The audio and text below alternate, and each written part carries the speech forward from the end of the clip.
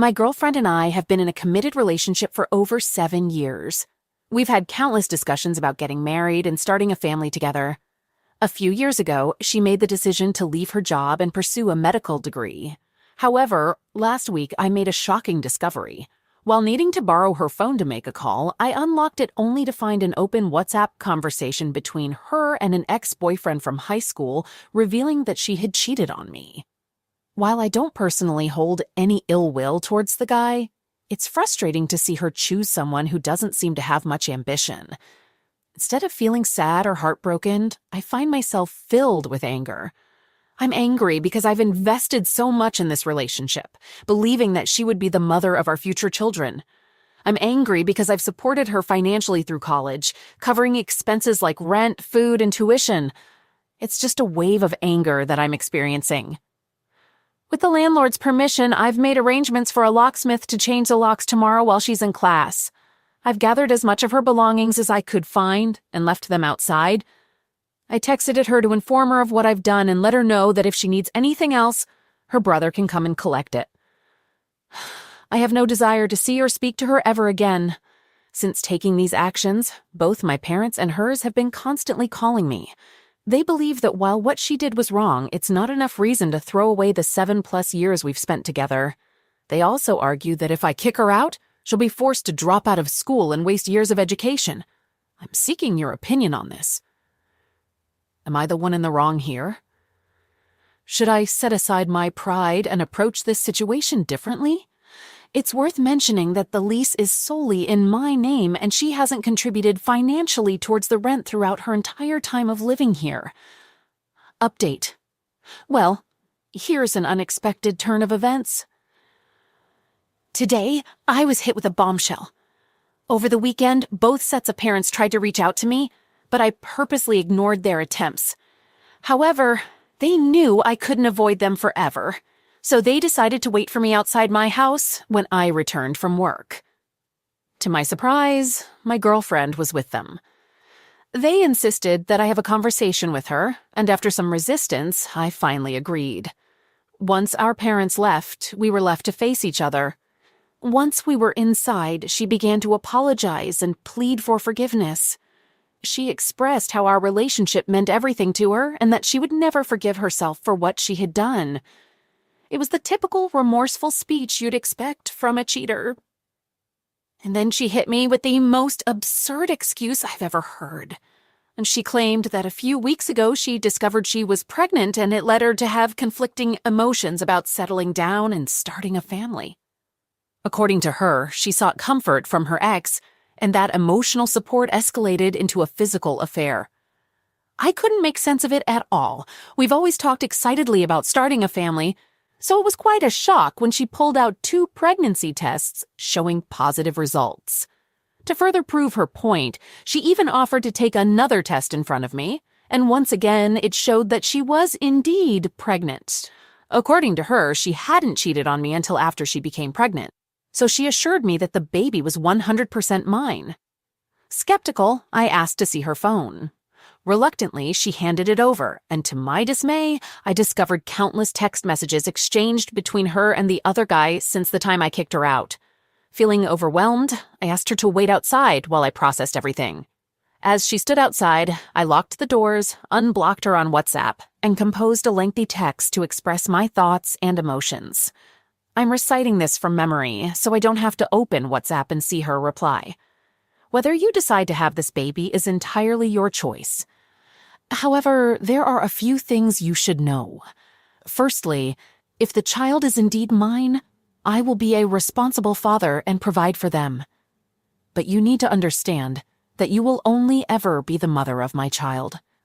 We will never reconcile or get back together. The moment you betrayed my trust by cheating, our relationship was irreparably damaged.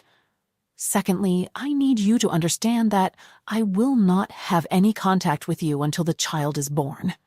Please refrain from reaching out to me during this time, as I want nothing to do with you. Finally, I want to make it clear that I will not assume any role in the child's life, nor will I sign any birth certificate until a paternity test is conducted. This situation could have been a beautiful blessing for our relationship and future, but instead, You used it as an excuse to betray me. I will never be able to forgive you for that. As for her reply, I haven't read it and don't plan to tonight. I also won't be providing any further updates on this matter. I have a strong feeling that the child is likely mine, so it seems that I am now forever connected to her through this. Found out my cheating wife had a year-long affair? She is hysterical and pleading me to stay together and fix things because it was a little mistake. Out of the blue, I discovered that my wife, whom I've been married to for 3 years, has been having an affair for the past year with one of her colleagues, someone I know personally. It wasn't intentional on my part, but one day I noticed her logged-in Gmail account on her laptop, and a particular email caught my attention. Curiosity got the better of me, and I ended up checking her phone, which confirmed my worst fears. I'll be honest, this really caught me off guard. Our relationship, up until now at least, seemed solid. We had a strong connection, were intimate regularly, and never had any major conflicts. We met during our college days and dated for nearly 2 years before tying the knot. We were even starting to talk about having children in the near future, especially since I have a stable job and have been making strides in my career. Honestly, I had no suspicions whatsoever. She's clever and managed to hide it well. There were no late nights, no emotional distance, and our intimacy remained intact. She never expressed any dissatisfaction or unhappiness in our relationship. I was completely clueless about any issues. Otherwise, I would have tried to address them. It was through her texts and emails that I discovered they would meet up during lunch breaks or leave work early to go to a hotel or motel. The other guy isn't married, but he does have a long-term girlfriend. I haven't informed her yet, and I haven't confronted the other guy either. Yesterday, I decided to take the day off work and seek solace at my friend's place. I confided in him about everything. As expected, when my wife arrived home, she bombarded me with calls and texts. At first, I ignored them, but eventually I picked up and she immediately burst into tears, begging for my forgiveness. She claimed it was a foolish mistake and pleaded for a chance to reconcile. We talked for a while, but I didn't offer much in terms of a response. I haven't made a decision yet on what I'm going to do. I won't deny that I still love her, but I have zero tolerance for betrayal, and this situation ranks high on that scale. When I was 18, I went through a deep and challenging depression that took me 3 years to overcome. The only thing that helped me during that time was exercise, particularly boxing. Now, I sense myself slipping back into that dark hole. Alongside my love for her, there's also an intense hatred directed towards her and the other guy. I've been considering confronting him and causing him harm, but my friend has advised against it. I recognize that my emotions are currently in control, which is why I decided to separate myself from my wife in our apartment for a while to allow logical thinking to take hold. I know that if I see her crying, I might start feeling sympathy, and I want to avoid that. At this point, my logical side suggests pursuing a divorce, but I'm still not completely certain. I've pondered whether I'll ever be able to trust her again, and honestly, I don't think I can. Let me tell you, I pride myself on being a fair-minded person. I always try to understand both sides of the story. That's why I'm struggling to make sense of this situation with my wife. She's always been intelligent and mature, so I can't wrap my head around why she would do something like this. She keeps telling me it meant nothing and she deeply regrets it. But then, why did she do it in the first place? I've been pressing her for answers, but all she keeps saying is that she doesn't know, and it was a momentary lapse in judgment. But a year-long lapse? It's made me question everything now. I'm wondering if I've wasted years of my life for nothing. I'm questioning whether I'll ever be able to trust another woman again. Right now, I can't even picture myself in another relationship. I'm not naive enough to believe that people are infallible, but what's the point of committing yourself to someone if they're just going to find someone else? Anyway, that's it. I had to let all this out somewhere, even online. Not sure yet what my next step is, but at the moment I can't see the marriage lasting. Her mother, whom I really like, has called me thrice, but I haven't answered. I haven't told anyone about it except my close friend that I'm staying with. I do have screenshots of the emails, texts between them as proof in case I need it. Update: There are a few important developments I want to share. Firstly, I've made the decision not to confront the other guy. It was just my emotions getting the best of me in the moment. Secondly, I will be getting an STD test and insisting that she does the same. No compromises when it comes to our health. Right now, I'm leaning towards separating because I can't envision ever seeing her in the same light again. I still need more time to think and process everything before having a serious conversation with her. In addition, her mother reached out to me, asking me to call her. She has always been a kind and nurturing person, so I plan to have a conversation with her before speaking to my wife. Update. Yesterday, I took a long walk and returned the call to my mother-in-law. I didn't delve into the specifics, but I did inform her that her daughter had been involved with someone else behind my back for a significant period of time. Understandably, she was upset, but fortunately, she didn't try to pressure me into staying with my wife. We had a lengthy conversation, and she suggested that I reach out to my wife, but I made it clear that I will only do so when I feel ready to have a conversation. As I was walking across a bridge on my way back to my friend's place, I had a fleeting thought of jumping off. It crossed my mind for a split second, but I immediately dismissed it and chuckled to myself. It's astonishing how our minds can conjure up such thoughts in difficult times. Anyway, I've decided that either tonight or tomorrow night, I'll have a serious conversation with my wife. Honestly, my mind is pretty much made up, and I'm leaning heavily towards asking for a divorce. I've thought long and hard about it, and I just can't envision a future where I won't hold some level of resentment if we stay together. I'll give her the opportunity to express her thoughts and feelings, and then I'll share my decision. I'll provide an update after our discussion, depending on how things unfold. Update. So my wife and I had a conversation, but to be honest, I didn't delve into all the questions that were suggested by users in the original thread.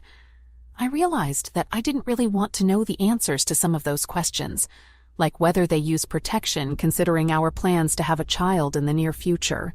Instead, the only question I asked her was a simple, why? I had actually asked her this question before through text, and I gave her a couple of days to really think about it. Well, we went for a walk together and had a long conversation. She explained that the other guy kept pursuing her, and eventually she started developing feelings for him. She admits that it was an immature and stupid decision on her part. She felt terrible after the first time, but they ended up seeing each other again after a few weeks. She assured me that she has completely cut off contact with him. Throughout the conversation, she appeared visibly upset, and I have to admit, I felt a strong sense of anger towards her, although I kept my composure and didn't raise my voice or show my anger. I just wanted to have an honest discussion. After she explained her reasoning, I asked her what she thinks we should do. She said she has been struggling to sleep for the past few days and has been searching the internet for books and advice on how to make amends for her actions. I expressed to her that I don't think I'll be able to view her in the same light anymore, and I don't want us to end up being a couple who are simply living together as roommates. I also made it clear that regaining trust seems like an impossible feat for me.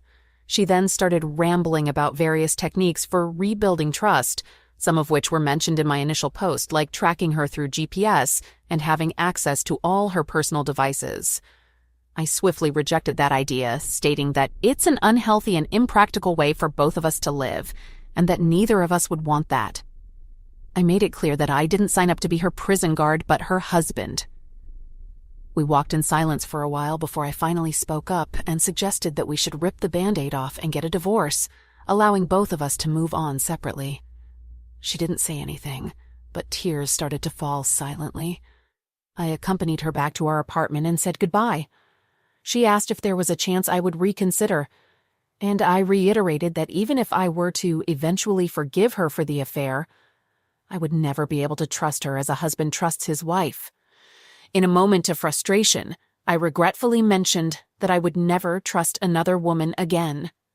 I informed her that I would initiate the divorce proceedings and we could proceed from there. Well, it seems like this is the end of the road. I haven't had any interaction with the other guy, although a part of me secretly wishes I would bump into him and he would make the first move for whatever reason. When I do have the chance to speak with my wife again, I'll suggest that she contacts the other guy's girlfriend and inform her about what happened. Although I don't have any means to reach her since I don't have social media or her phone number. So here I am, at the age of 27, about to become a divorcee. What a wonderful addition to my resume, right? I don't really feel much at the moment, but I have a feeling it'll hit me like a ton of bricks once the divorce is official.